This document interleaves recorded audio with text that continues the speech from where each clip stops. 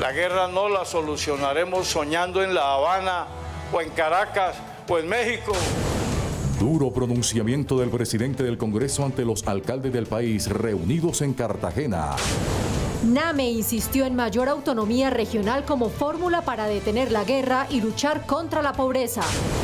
A una sola voz, la bancada Caribe le pidió al presidente Petro tomar medidas contra los impagables recibos de luz. Continúa el debate de moción de censura contra la exministra del Deporte. Después de 3 años, por fin cerraron el boquete que inundó a la Mojana Sucreña.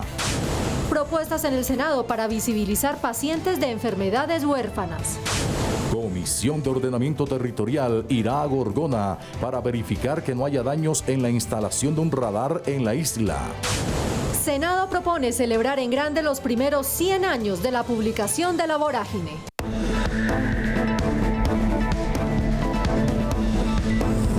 NS Noticias con Carol Dau y Marcela Baena.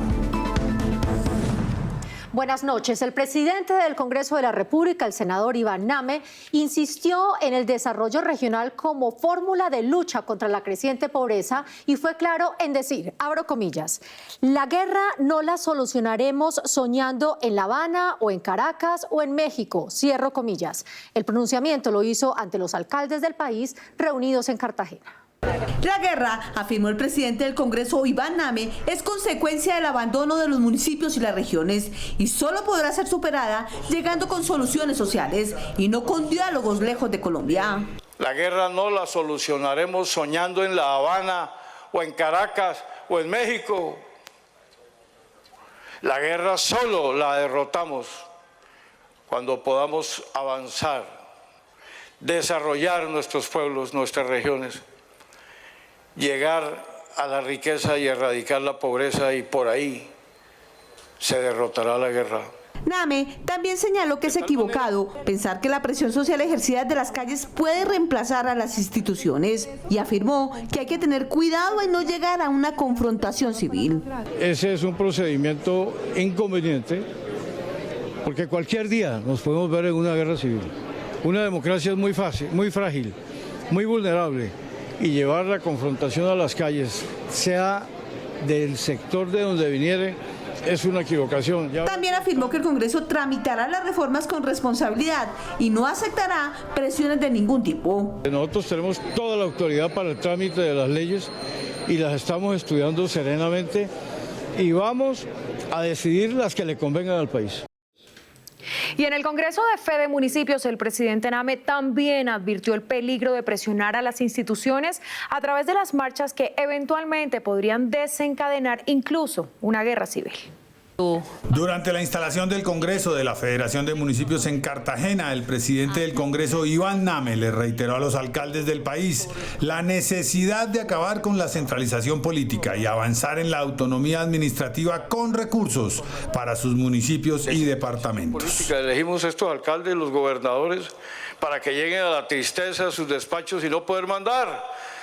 Tienen que hacer visitas al centro para que un funcionario de tercera les autorice un carreteable. Name aseguró que es hora de cambiar la historia del centralismo y darle paso a la autonomía regional. Nos quedamos en un momento donde adoptamos un modelo monárquico, napoleónico, que es el signo de nuestra decadencia y de nuestra violencia. El modelo centralista. Instó a los alcaldes a tomar las banderas para salir del atraso, la pobreza y la guerra. El horizonte común que nos tiene que unir en perspectiva tiene que ser el de las autonomías regionales. No tenemos otra salida. Para los mandatarios, la autonomía presupuestal es vital para solucionar las necesidades de sus municipios. Podemos desarrollar nosotros nuestros proyectos con más facilidad, con más prontitud, llegarle a las comunidades porque nosotros sabemos cuáles son las necesidades de cada municipio. Desafortunadamente, pues nuestros municipios son unos municipios de sexta categoría, de escasos recursos, que a veces tenemos que apelar a la nación y la nación se tarda mucho en resolver algunos tipos de proyectos que uno presenta allá. Aseguraron que son ellos los que conocen de cerca la problemática social de sus regiones y por ello es importante darle paso a las regiones autonómicas. Lo que necesitamos es que la gente que elige a sus alcaldes y a sus gobernadores pueda encontrar en su capacidad de gestión la solución a sus problemas. Al encuentro del Congreso de Fede Municipios asistieron los alcaldes de los 1.101 municipios del país. La bancada Caribe se reunió con el presidente de la República en la Casa de Nariño buscando solucionar de alguna forma uno de los verdaderos dolores de cabeza de los habitantes de nuestra costa norte, el cada vez más impagable recibo de la luz. Varias fueron las alternativas que plantearon los senadores de la bancada Caribe al presidente de la República para solucionar los altos costos de la energía en la región. La primera, que las pérdidas de energía no las suman quienes pagan cumplidamente la factura. Vincular en las pérdidas, en las dificultades, a los otros componentes de la cadena, como lo son los generadores y los distribuidores. Que no asuma las pérdidas de energía del usuario, sino que se asuma a través de la reestructuración del modelo de cobro que se tiene hoy día. Otra de las soluciones a corto plazo es comprar la energía a las generadoras públicas para disminuir los costos. Como son Urra y GESELCA, le puedan vender energía disponible, no contratada, a un precio mínimo a los dos distribuidores que tiene el Caribe, que son Afinia y Aire. También plantearon aumentar el subsidio para las zonas que tienen altas temperaturas. A revisar el tema de los pisos térmicos en diferentes regiones del país para el tema de los subsidios. Además, se pidió avanzar con prontitud en los proyectos de energías limpias. Sin tanto trámite a las energías limpias en Colombia para que puedan llegar de una manera más fácil y poder tener un servicio de energía mucho más barato. Los senadores también hicieron varias denuncias durante la reunión con el primer mandatario. La primera, que la Comisión de Regulación de Energía y Gas favorece a las generadoras y no a los usuarios. Ellos, que son los encargados de hacer la fórmula, tienen intereses particulares y esto es muy grave. Él lo ha dicho y nosotros respaldamos el cambio de fórmula para una tarifa justa. E hicieron reclamos a la Superintendencia de Servicios Públicos. ¿Quién le resuelve el problema a la gente? ¿Cómo hace la gente para pagar esos acuerdos de pago? La gente en Colombia o come o paga los servicios de luz. Necesitamos acciones contundentes. Durante el encuentro se acordó instalar una mesa técnica con el Departamento Nacional de Planeación, Ministerio de Hacienda, Ministerio de Energía, los mandatarios locales y los congresistas, enfocada en los costos de energía y los subsidios. La reunión quedó programada para el próximo 2 de marzo en la Universidad de Sucre. Cambiamos de tema, pues como muchos consideran que en Colombia los procesos de paz se firman pero no se cumplen, la Comisión Primera del Senado estudiará una iniciativa que busca crear comisiones de vigilancia y seguimiento a los procesos de paz en el país. Para muchos ciudadanos los procesos de paz no se cumplen, por lo que desde el legislativo se busca crear unas comisiones legales que se encarguen únicamente de vigilar los procesos de paz. Lo fundamental para un grupo de congresistas y de ciudadanos, los procesos de paz se firman pero no se cumplen. Estas comisiones de seguimiento están básicamente guiadas a establecer los niveles de cumplimiento y poder dar desde el Congreso una razón a los ciudadanos de por qué se cumple o no se cumple. Sin embargo, el debate será álgido porque hay posturas divididas por esta propuesta que está siendo estudiada. Sectores políticos creen que no hace falta crear más instancias porque actualmente existen mecanismos para hacer seguimiento. El Congreso tiene una función que es muy clara, que es el control político. No veo para qué crear más comisiones, es decir, más burocracia, cuando cada congresista tiene el deber constitucional y por la ley quinta de hacer control político. Los senadores de la Comisión Primera tendrán la última palabra sobre el futuro de esta iniciativa que en todo caso podría ayudar para que la implementación de un acuerdo se cumpla entre las partes y existan los recursos necesarios para tales fines. Mientras tanto, continúa adelante el proceso de paz entre el gobierno y el ELN en medio de las frecuentes crisis, la última de ellas ocasionada por la negativa de la guerrilla a negociar en las regiones. El posible aval del gobierno para que se adelantara un diálogo regional con el bloque Comuneros del Sur del ELN en el departamento de Nariño fue el detonante de una crisis con esta guerrilla y la delegación que busca la paz. La territorialización de los diálogos pone en duda la unidad de mando de este grupo. Para mí no hay unidad de mando. En departamentos como el Cauca y el Chocó no existe. Entonces las mesas que se han realizado en México, en Venezuela y ahora en Cuba, pues van a sufrir mucho porque ellos entienden y saben que no tienen ese poder sobre esas autonomías regionales. El ritmo lento en el proceso, la no priorización al desarme y la falta de interés en los diálogos con bloques que siguen ejerciendo la violencia siembra la duda sobre la falta de voluntad por parte del Estado Mayor del ELN. El ELN sí debe cumplir con los compromisos que honra en la mesa de diálogo. No puede ser que dialogando con el gobierno, llegando a acuerdos, en este caso como cesa el juego, y terminen como pasó en días con el Chocó, firmado y casi que a los 3 días ya estaban haciendo un paro armado. La postura del gobierno frente a los hechos que atentan contra la población civil y que siguen siendo perpetrados por el ELN también fue cuestionada. Ese oxígeno al ELN nos está dejando graves consecuencias. Ahí estamos viendo cómo los demás grupos al margen de la ley se están dando cuenta de esa posición débil del gobierno y están arremetiendo de todas formas, avanzando en el territorio, refortaleciendo sus estructuras, atacando a la fuerza pública. Y el ELN se está burlando no solamente del gobierno, sino también del pueblo colombiano. El impasse fue superado con el compromiso de cumplir con lo que se ha pactado en las mesas y el Estado Mayor le pidió al gobierno que haga lo mismo. La nueva mesa de negociaciones se llevará a cabo del 8 al 22 de abril en Caracas, Venezuela.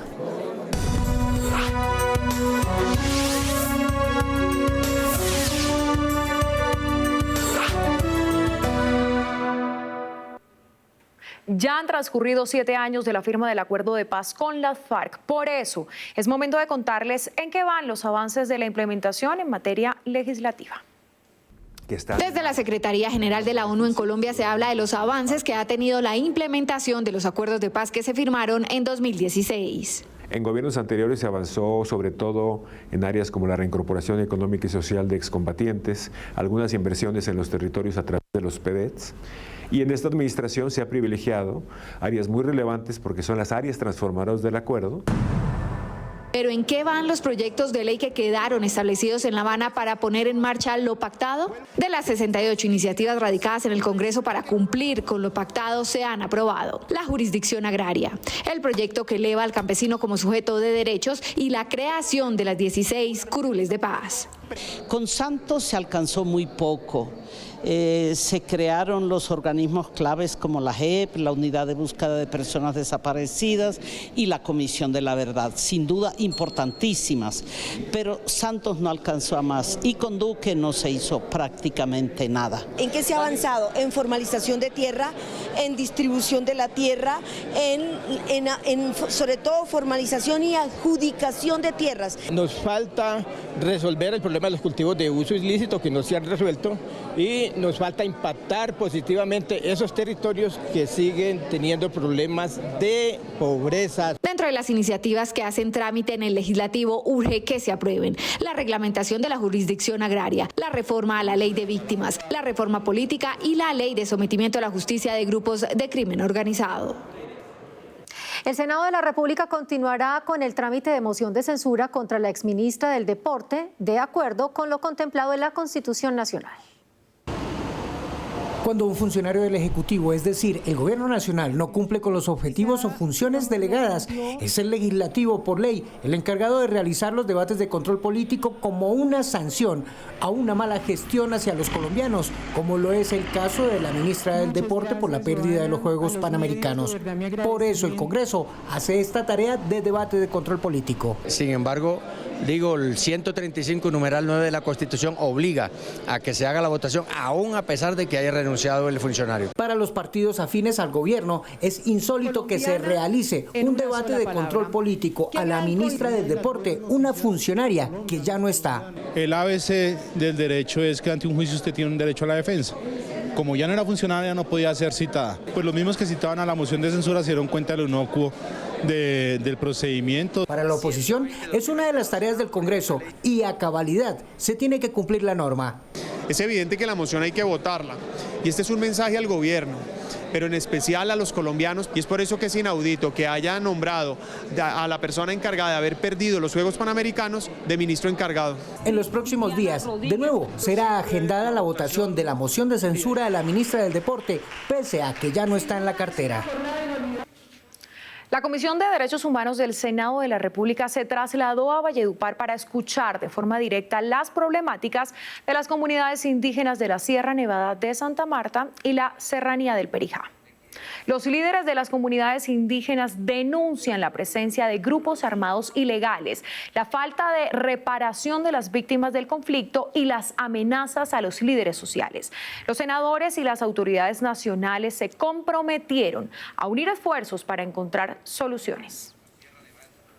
Dejamos claro de que vamos a hacer un seguimiento a cada una de las advertencias, de las alertas prontas, de todas las dificultades de orden público que se está presentando, sobre todo en los territorios en la violación de los derechos humanos. Con esto vamos a mandar oficios a las entidades competentes y seguiremos escuchando a los territorios, a todas las comunidades para buscarles una solución. Por fin, después de 3 años, quedó conjurada la emergencia en la Mojana Sucreña, donde se rompió el jarillón en el punto conocido como Caregato y que generó una emergencia ambiental y social sin precedentes en la región. Hoy sus habitantes festejan y ahora trabajan por reactivar la economía. La región de La Mojana es un territorio que abarca 11 municipios de los departamentos de Antioquia, Bolívar, Córdoba y Sucre. Allí se rompió un jarillón sobre la margen izquierda del río Cauca, a la altura del municipio de San Jacinto del Cauca en Bolívar, en el sector conocido como Caregato, generando la inundación de toda esta región del país. Aquí es la parte del propio boquete Caregato, por aquí es donde está metiendo el agua. En su momento, NS Noticias se desplazó hasta Caregato, en La Mojana. Tenían 50 vacas y las perdieron todo, tenían 20 vacas, las perdieron. En diciembre de 2023, la crisis era total. Sin cultivos, sin economía, la quiebra era evidente. Entonces, desde el Senado hacían llamados de solución, de acelerar los procesos. Y es así como la gestión logró que se conjurara la difícil situación. Entonces, después de 3 años, el boquete de Caregato en La Mojana Sucreña, al fin, era cerrado. Todos querían ayudar, todos trabajaron en cerrar Caregato, y así quedó.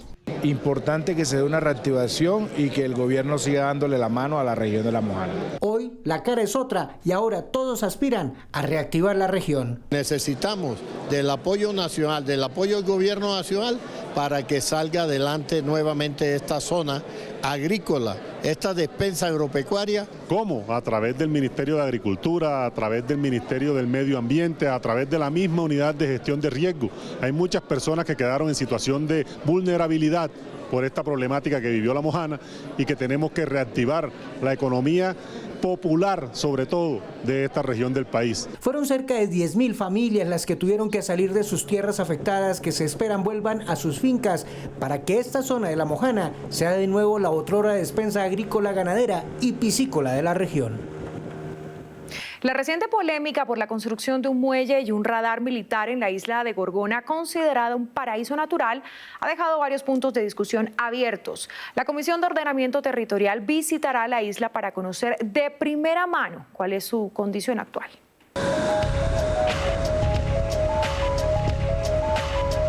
La isla Gorgona en el mar Pacífico colombiano es un santuario de biodiversidad. Por eso, el anuncio realizado por el gobierno sobre el inicio de obra de un muelle y radar militar ha generado en el Senado opiniones encontradas. No se compadece que en un gobierno que dice ser el cambio y que plantea un gran aporte al medio ambiente y al ecologismo, hoy veamos la isla Gorgona con unas destinaciones diferentes a proteger la biodiversidad. Conocer las necesidades de los pobladores de la isla y verificar que se cumplan los parámetros de cuidado de la fauna y flora hacen parte de los objetivos que se plantearon desde la Comisión de Ordenamiento Territorial que visitará la isla. Hay que evaluar con mayor detenimiento cuál puede ser ese impacto negativo que podría tener el proyecto sobre las comunidades de especies que habitan allí. La senadora Piedad Córdoba, en el marco de la Comisión de Ordenamiento Territorial, venía insistiendo con una proposición para realizar una sesión descentralizada en Isla Gorgona con el propósito de escuchar también a las comunidades y los diferentes actores. Se espera que la visita de la Comisión de Ordenamiento y el debate de control político que fue planteado para realizarse en la plenaria del Senado sirva para conocer las condiciones actuales de pobladores, fauna y flora de este paraíso natural.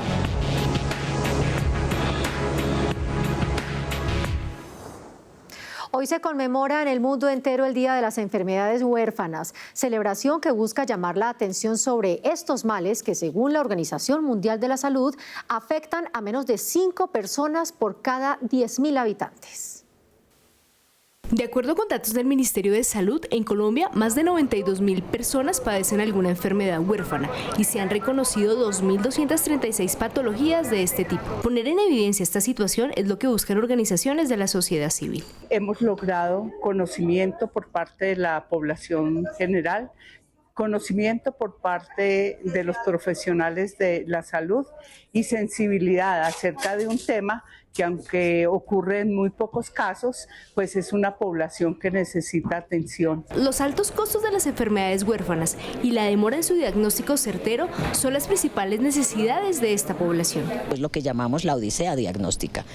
10 años para que a uno le digan qué enfermedad tiene, eso es muy complejo. Lo segundo que pasa es que hay mucho desconocimiento, entonces la odisea diagnóstica se da por los métodos que hay diagnósticos, por el pobre conocimiento sobre esas condiciones. Ante estas peticiones, desde el Senado se busca priorizar el tema en la reforma a la salud y de esta forma mejorar la atención de los pacientes que padecen estas enfermedades. Con la reforma a la salud que se está proponiendo, buscamos eliminar barreras, que los pacientes puedan acceder de una forma mucho más fácil y ágil a sus tratamientos y de esa forma puedan sobrellevar una enfermedad rara, huérfana. Hay algo que trata sobre enfermedades huérfanas, pero sin embargo no es amplio. Le están dejando la responsabilidad a la Supersalud y a otras instituciones. Según el Ministerio de Salud, el 51,7% de las personas que enfrentan enfermedades huérfanas se encuentran en Antioquia, Valle del Cauca y Cundinamarca.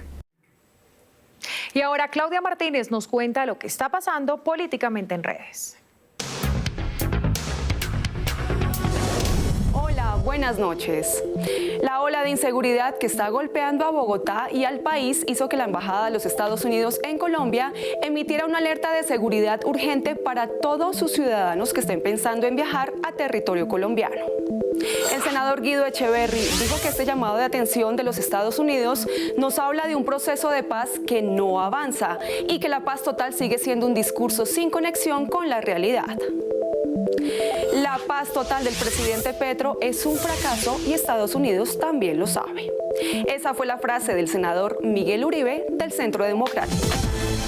Y comenzó el precalentamiento para el debate a fondo en la plenaria del Senado de la reforma pensional. Posiciones encontradas han sido el común denominador. El senador David Luna expresó que desde ya anuncia su voto negativo y aquí les cuenta el porqué. Primero, porque pone en riesgo su ahorro, el ahorro de los colombianos. Segundo, porque pone en grave riesgo el derecho a elegir que tenemos cualquiera de nosotros de dónde ahorrar nuestro dinero. Y en tercer lugar, porque atenta contra el progreso de los colombianos. Julián Gallo, del Partido Comunes, dice que los colombianos necesitamos una reforma pensional, básicamente porque tenemos un sistema que no pensiona. Un tire y afloje que continúa la próxima semana en la agenda legislativa del Congreso. El presidente del Congreso, Iván Name, se reunió esta semana con el embajador del Reino Unido en Colombia. Allí hablaron de la importancia de las relaciones bilaterales y las reformas sociales que avanzan en el Congreso. Y por último, recuerden que la próxima audiencia pública de regiones autonómicas se realizará el 14 de marzo en la ciudad de Medellín con presencia del presidente del Congreso, Iván Name. Hasta aquí Políticamente en Redes. Nos vemos. Un merecido reconocimiento se tramita actualmente en el Senado de la República. Se trata de conmemorar en forma de vida los 100 años de la publicación de una de las obras cumbres de nuestra literatura, La Vorágine, de José Eustacio Rivera.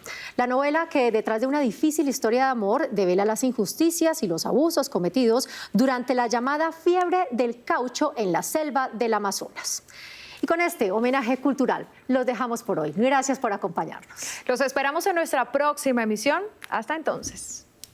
Antes de que me hubiese apasionado por mujer alguna, jugué mi corazón al azar y me lo ganó la violencia. Con esta frase inicia el relato de la obra La Vorágine, del huilense José Eustacio Rivera, escrita hace 100 años y que hoy no pierde vigencia al relatar hechos de violencia e inequidad que aún se viven en nuestro país. Esta obra sí tiene una capacidad de estar por encima del tiempo muy grande, sigue siendo muy contemporánea, muy actual, ni siquiera la categoría clásico le sirve. Recuperar esta obra literaria y que se incluya como texto de lectura en los colegios es lo que se busca con una iniciativa que conmemora su centenario. Los educandos, las escuelas, los colegios, las universidades, las bibliotecas públicas se apropien de los 100 años de la vorágine, haciendo que su obra sea entregada en las instituciones educativas. El proyecto también propone la impresión de una serie de billetes de 100.000 pesos con la imagen del escritor y poeta José Eustacio Rivera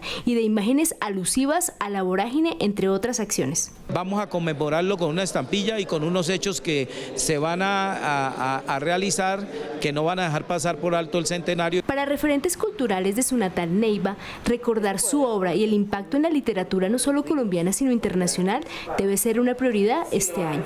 Un hombre hace 100 años publicó una historia con la cual marcó el hito de la literatura, pero nos empezó también a enseñar a mirar la historia de Colombia, la realidad. La invitación a las nuevas generaciones y a quienes no han leído aún esta obra y que narra entre otras una historia de amor es a sentarse y disfrutar de un texto que engancha de inmediato al lector.